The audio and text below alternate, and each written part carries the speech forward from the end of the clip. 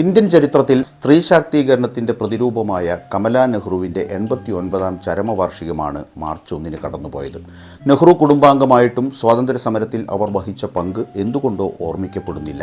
ഭർത്താവ് ജവഹർലാൽ നെഹ്റുവിൻ്റെ മാത്രമല്ല, മകൾ ഇന്ദിരാഗാന്ധിയുടെയും കുടുംബത്തിലെ മറ്റുള്ളവരുടെയും, മോട്ടിലാൽ നെഹ്റു, വിജയലക്ഷ്മി പണ്ഡിറ്റ്, ഫിറോസ് ഗാന്ധി എന്നിവരുൾപ്പെടെ ഉന്നത സാന്നിധ്യം അവരുടെ ചരിത്രത്തെ മറികടക്കുന്നതുകൊണ്ടാകാം കമലയ്ക്ക് വേണ്ടത്ര പരിഗണന കിട്ടാതെ പോയത്.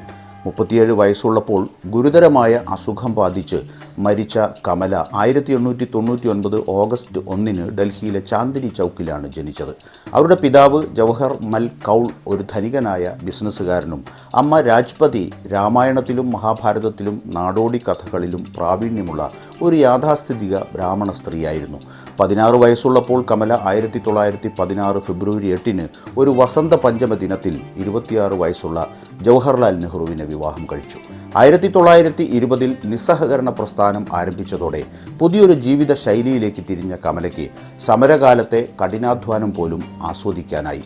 കമലയും ജവഹർലാൽ നെഹ്റുവും ഗാന്ധിയുടെ സജീവ രാഷ്ട്രീയ ജീവിതത്തിൽ താൽപ്പര്യം കാണിക്കാൻ തുടങ്ങിയതോടെ ഈ മാറ്റം അവരെ പരസ്പരം അടുപ്പിച്ചു.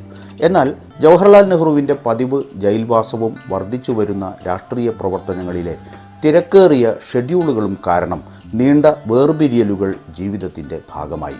മോട്ടിലാൽ നെഹ്റുവിനെ സാമ്പത്തികമായി പൂർണ്ണമായും ആശ്രയിച്ചിരുന്ന യുവദമ്പതികൾക്ക് കാര്യങ്ങൾ അത്ര എളുപ്പമായിരുന്നില്ല.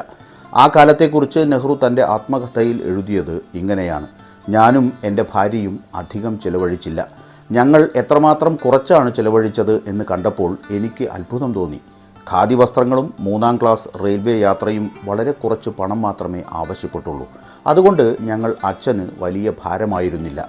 ഇത്തരത്തിലുള്ള ഒരു സൂചന പോലും അദ്ദേഹത്തെ വളരെയധികം വേദനിപ്പിക്കുമായിരുന്നു. ഈ കുടുംബകാര്യങ്ങളും സാമ്പത്തിക ആശങ്കകളും 1923 തുടക്കം മുതൽ 1925 വരെ ഞങ്ങളെ നയിച്ചു. 1924 അവസാനത്തോടെ കമലയ്ക്ക് ഗുരുതരമായ രോഗം പിടിപെട്ടു. കമലയ്ക്ക് ക്ഷയരോഗം സ്ഥിരീകരിച്ചു. അന്ന് ഇന്ത്യയിൽ ഫലപ്രദമായ ചികിത്സ ഉണ്ടായിരുന്നില്ല. ചികിത്സയ്ക്കായി സ്വിറ്റ്സർലൻഡിലേക്ക് കൊണ്ടുപോകാൻ ഡോക്ടർമാർ ഉപദേശിച്ചു. അത് ചെലവേറിയ കാര്യമായിരുന്നു. സ്ഥിരവരുമാനമില്ലാത്ത ജവഹർലാൽ നെഹ്റുവിന് കമലയുടെ ആഭരണങ്ങൾ ചികിത്സയ്ക്കായി വിൽക്കേണ്ടി വന്നു. വിദേശത്ത് ദീർഘമായ ചികിത്സയ്ക്ക് ശേഷം ഭാഗികമായി സുഖം പ്രാപിച്ചെങ്കിലും കമല ഇടയ്ക്കിടെ ക്ഷയരോഗബാധിതയായിക്കൊണ്ടിരുന്നു.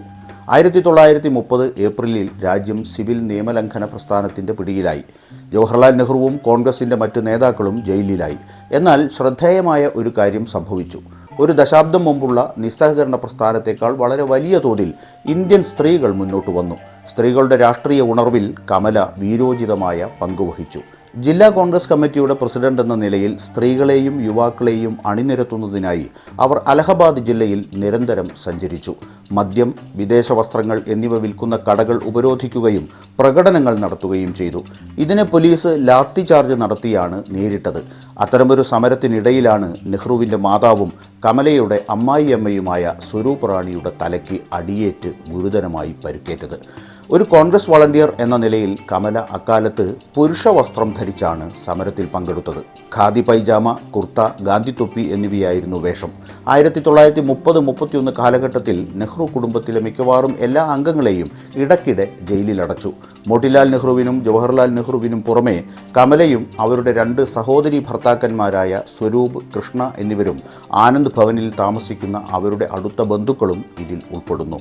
1931 ജനുവരി 1 കമലയെ തടവിലാക്കിയെങ്കിലും ജയിലിൽ അവരുടെ ആരോഗ്യം മോശമായതിനാൽ 2 മാസത്തിന് ശേഷം വിട്ടയച്ചു. 1930 മുതൽ 34 വരെയുള്ള 4 വർഷത്തെ പോരാട്ടത്തിൽ കമലയുടെ ആരോഗ്യം കൂടുതൽ വഷളായി. ജവഹർലാൽ നെഹ്റു അക്കാലത്ത് ഒന്നല്ലെങ്കിൽ മറ്റൊരു ജയിലിൽ കിടക്കുന്ന കാലം. കമലയുടെ ജീവിതത്തിലെ ഏറ്റവും ഏകാന്തമായ കാലഘട്ടമായിരുന്നു അത്. 1931 ഫെബ്രുവരിയിൽ മോട്ടിലാൽ നെഹ്റുവിൻ്റെ മരണം കൂടിയായതോടെ കുടുംബത്തിലാകെ വലിയ ശൂന്യത പടർന്നു. മാസങ്ങൾക്കകം കമലയുടെ ആരോഗ്യം വീണ്ടും വഷളാകാൻ തുടങ്ങി. വൈദ്യോപദേശത്തിൻ്റെ അടിസ്ഥാനത്തിൽ കമലയെ ചികിത്സയ്ക്കായി അൽമോറയിലേക്കും പിന്നീട് യൂറോപ്പിലേക്കും കൊണ്ടുപോയി. ആദ്യം ജർമ്മനിയിലെ ബ്ലാക്ക് ഫോറസ്റ്റിലെ ബാഡൻ വീലർ സാനിറ്റോറിയത്തിലേക്കും പിന്നീട് 1936 ഫെബ്രുവരി 28-ന് ജനീവയിലെ ലോസാനിലേക്കും മാറ്റി. പക്ഷേ രോഗത്തെ അതിജീവിക്കാൻ ആ ചികിത്സയ്ക്കൊന്നും കഴിഞ്ഞില്ല. അവർ ലോസാനിൽ വെച്ച് മരണത്തിന് കീഴടങ്ങി. ആ സമയത്ത് യൂറോപ്പിലുണ്ടായിരുന്ന സുഭാഷ് ചന്ദ്രബോസ് ലോസാനിലേക്ക് പാഞ്ഞു ചെന്നു. തൻ്റെ ഏറ്റവും പ്രിയപ്പെട്ട പ്രത്യയശാസ്ത്ര സഖാവിൻ്റെ പ്രിയപത്നിയുടെ ശവസംസ്കാര ക്രമീകരണങ്ങളിൽ സഹായിച്ചു. കമലയുടെ മരണത്തിന് കുറച്ച് ദിവസങ്ങൾക്ക് മുമ്പ് നേതാജി ജവഹർലാൽ നെഹ്റുവിന് ഒരു കത്തെഴുതി. നിങ്ങളുടെ ഇപ്പോഴത്തെ പ്രശ്നത്തിൽ എനിക്ക് എന്തെങ്കിലും സഹായം ചെയ്യാൻ കഴിയുമെങ്കിൽ എന്നെ വിളിക്കാൻ മടിക്കില്ലെന്ന് ഞാൻ പ്രതീക്ഷിക്കുന്നു എന്ന് നേതാജി കുറിച്ചു. മരണാനന്തരം അലഹബാദിൽ കമല നെഹ്റു മെമ്മോറിയൽ ആശുപത്രിയുടെ ശിലാസ്ഥാപനം നിർവഹിച്ചത് മഹാത്മാഗാന്ധിയാണ്. അദ്ദേഹം തൻ്റെ അന്ത്യാഞ്ജലിയിൽ പറഞ്ഞത്, ഇത്രയും സത്യസന്ധതയും ധീരതയുമുള്ള ദൈവഭക്തയായ ഒരു സ്ത്രീയെ ഞാൻ കണ്ടിട്ടില്ല എന്നാണ്. 1939 നവംബർ 25-ന് പുറത്തിറങ്ങിയ ഹരിജൻ പതിപ്പിൽ അദ്ദേഹം കമലയുടെ ത്യാഗജീവിതത്തെക്കുറിച്ച് എഴുതി. 19-ാം തീയതി ഒരു വലിയ ജനക്കൂട്ടത്തിനു മുന്നിൽ അലഹബാദിൽ കമല നെഹ്റു മെമ്മോറിയൽ ആശുപത്രിയുടെ തറക്കല്ലിടൽ ചടങ്ങ് നടത്താൻ എനിക്ക് ഭാഗ്യം ലഭിച്ചു. ഈ ആശുപത്രി തൻ്റെ രാജ്യത്തിൻ്റെ യഥാർത്ഥ ഭക്തയും വലിയ ആത്മീയ സൗന്ദര്യവുമുള്ള ഒരു സ്ത്രീയുടെ ഓർമ്മയ്ക്കായി ഒരു ഉചിതമായ ഓർമ്മപ്പെടുത്തൽ മാത്രമല്ല, അവർ സ്വയം ഉത്തരവാദിത്വപ്പെടുത്തിയ ജോലി അവരുടെ മരണശേഷവും തുടരുന്നുവെന്ന് ഉറപ്പാക്കാൻ എൻ്റെ കഴിവിൻ്റെ പരമാവധി ചെയ്യുമെന്ന് ഞാൻ അവർക്ക് നൽകിയ വാഗ്ദാനത്തിൻ്റെ ഒരു വീണ്ടെടുപ്പ് കൂടിയായിരിക്കും. തൻ്റെ ആത്മകഥ എഴുതി പൂർത്തിയാക്കിയ ജവഹർലാൽ നെഹ്റു ഇനി ഇല്ലാത്ത കമലയ്ക്ക് എന്ന ഹൃദയസ്പർശിയായ വാക്കുകളോടെയാണ് അത് തൻ്റെ പ്രിയപ്പെട്ട ഭാര്യയ്ക്ക് സമർപ്പിച്ചത്. അവരുടെ പേര് പരാമർശിക്കുമ്പോൾ അദ്ദേഹത്തിൻ്റെ കണ്ണുകൾ നിറയുന്നത് ആ ആത്മകഥയിൽ വായിക്കാം. കമലയേക്കാൾ 10 വയസ്സ് കൂടുതലുള്ള ജവഹർലാൽ നെഹ്റു തൻ്റെ പ്രിയപത്നിയുടെ മരണത്തെ ശിഷ്ടകാലം അതിജീവിച്ചത് അവരുടെ ചിതാഭസ്മത്തിൻ്റെ ഒരു ഭാഗം തൻ്റെ കിടക്കക്കരികിൽ സൂക്ഷിച്ചുകൊണ്ടായിരുന്നു. ചരിത്രം നെഹ്റുവിനെ ഓർക്കുമ്പോൾ കമല വിസ്മൃതിയിലാണ്. പക്ഷേ വിജയിയായ ഏതൊരാണിൻ്റെയും പിറകിൽ തുല്യ പ്രാധാന്യമുള്ള ഒരു സ്ത്രീ ഉണ്ടാകുമെന്ന പ്രയോഗത്തിൻ്റെ ജ്വലിക്കുന്ന സാക്ഷ്യമാണ് കമല നെഹ്റുവിൻ്റെ ജീവിതം.